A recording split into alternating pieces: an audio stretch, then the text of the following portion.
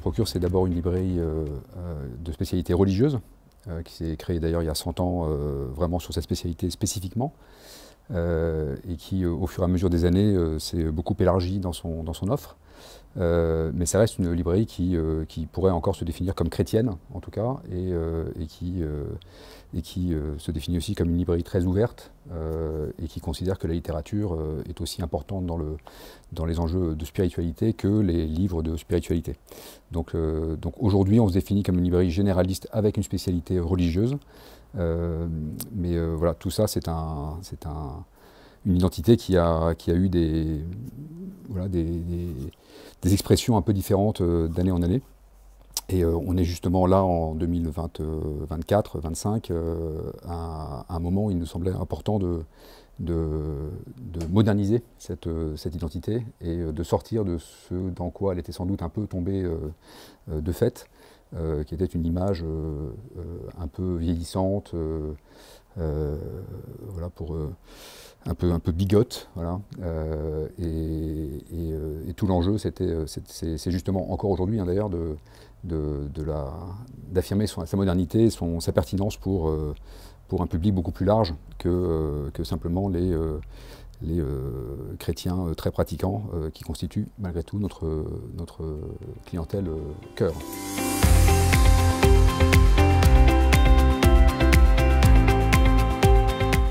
On avait fait avant cette communication toute une étude sur la clientèle pour comprendre un peu comment elle était composée, constater qu'il y avait une richesse et une diversité de clientèle qui allait bien au-delà du cœur de clientèle qu'on connaissait très bien.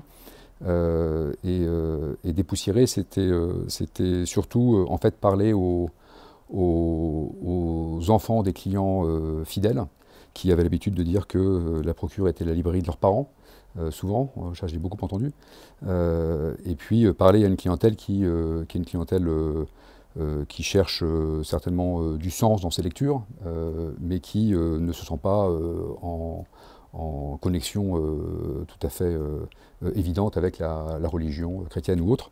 Donc on avait besoin de dépoussiérer et de rendre visible aussi la Procure, de prendre la parole pour dire quelque chose de différent de ce que chacun pouvait avoir en tête sur voilà, justement cette identité de librairie religieuse potentiellement poussiéreuse.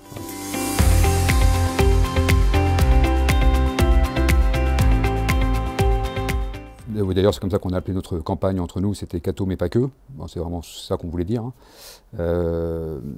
Bon, et puis je précise quand même que c'est aussi une communication qu'on a pu mener qu'à partir du moment où on avait fait déjà tout un travail très concret dans la librairie, de rénovation, de révision des espaces justement consacrés à la jeunesse, à la littérature.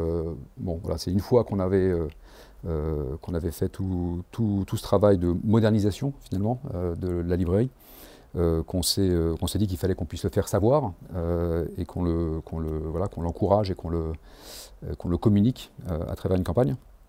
Donc c'est vraiment quelque chose qui s'est fait en plusieurs étapes. C'est pas uniquement un coup de com' pour affirmer quelque chose qui serait un peu dévoyé ou qui serait pas tout à fait en cohérence avec la réalité. On a d'abord fait un travail sur le lieu avant de communiquer.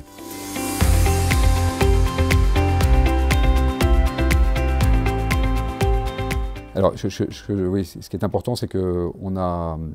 Bon, on est une librairie à Paris qui est centenaire, qui est très connue, qui est assez une des plus grosses librairies de Paris. Mais c'est aussi un réseau. Donc finalement, c'est aussi une marque qui s'étend au-delà de la librairie. Et donc on est assis, on va dire, sur des moyens que n'ont pas la plupart des librairies françaises, hein. On a un chiffre d'affaires qui est assez important, plusieurs dizaines de millions d'euros, enfin un peu moins de 20 millions d'euros de chiffre d'affaires. Donc on a les moyens aussi d'aborder la communication comme une communication de marque. Voilà. Évidemment, c'est assez particulier dans le paysage de la librairie française. Et donc on a pris une agence qui s'appelle W. Conrad Design, voilà, qui est une agence indépendante qui est voilà, très, très créative, Et en fait, avec une agence, en fait, on s'achète, entre guillemets, cette capacité à être très cohérent dans la communication, y compris dans son déploiement.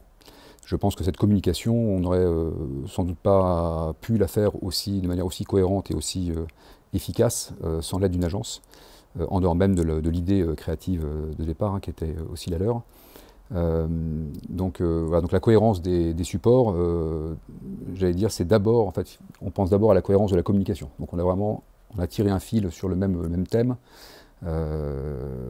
Donc on s'intéresse à tout, même à ce qui n'est pas très catholique, mais voilà, on a tiré le thème sur on est chrétien, mais pas que, sur d'autres supports. Et on a multiplié effectivement les expressions et la diffusion de cette communication, à la fois en affichage, alors dans le quartier, pour le coup, de la procure Saint-Sulpice, en affichage dynamique dans 2 stations de métro. On a fait 2 parutions presse, Télérama et Figaro. On a fait une campagne SMS.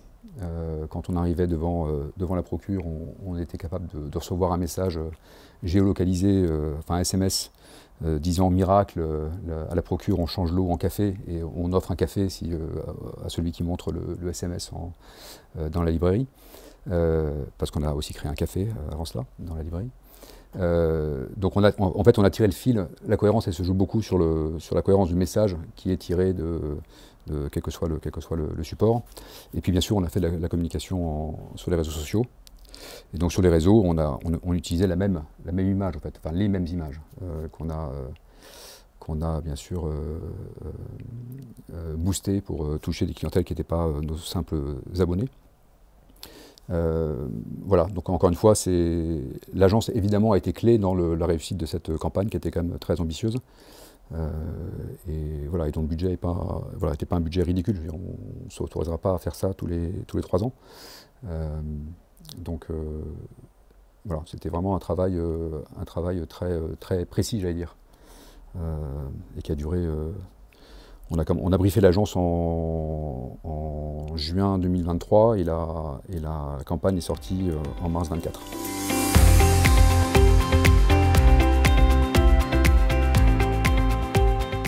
Ouais, alors, voilà, nous considérons que c'est une campagne qu'on pourrait dire institutionnelle, donc on est vraiment en train de travailler l'image de la marque avant même la fréquentation de la librairie en tant que telle. Donc une campagne institutionnelle, il faut qu'elle soit, qu'elle dure dans la durée. Donc cette création qu'on a faite avec cette agence, on va la redéployer, alors forcément à une saison propice qui est plutôt avant Noël, mais encore cette année. Donc on a une deuxième salve de communication cette année qui est un peu réduite par rapport à la première année, mais qui va quand même continuer. Et voilà, l'idée c'est que au moins sur 3 ans, donc cette année et l'année prochaine encore, on utilise ces mêmes créas, mêmes messages, et puis sans doute qu'on fera une campagne nouvelle, différente, peut-être pour aborder des sujets un peu différents, peut-être plus dans le détail, à partir de la 4e année, on va dire, de cette ambition de communication.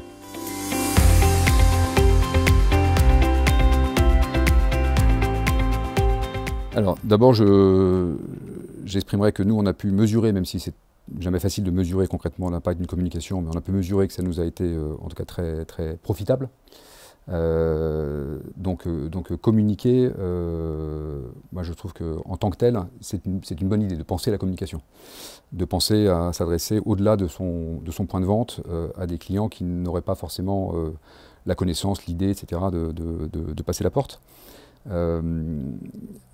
Maintenant, quand on n'a pas les moyens de faire des campagnes aussi importantes que celle-là, ou de se payer du 4x3, moi je retiendrai en tout cas un conseil, c'est la constance et la permanence de cette communication. C'est en fait porter un message qui soit à la fois cohérent et constant dans la durée. C'est un principe un peu de base de la communication, mais voilà, la répétition et la constance fait qu'à un moment donné, si c'est l'image qu'on essaie de changer ou d'enrichir, voilà, il faut répéter. Et donc la constance, elle peut se faire aussi avec des moyens beaucoup plus réduits, évidemment. On peut faire sa propre créa, on peut trouver ses propres canaux de communication, et si on est constant et si on a de la répétition, et si on cible bien, si on sait à qui on veut s'adresser. On peut faire des campagnes très efficaces sans forcément déployer autant de moyens.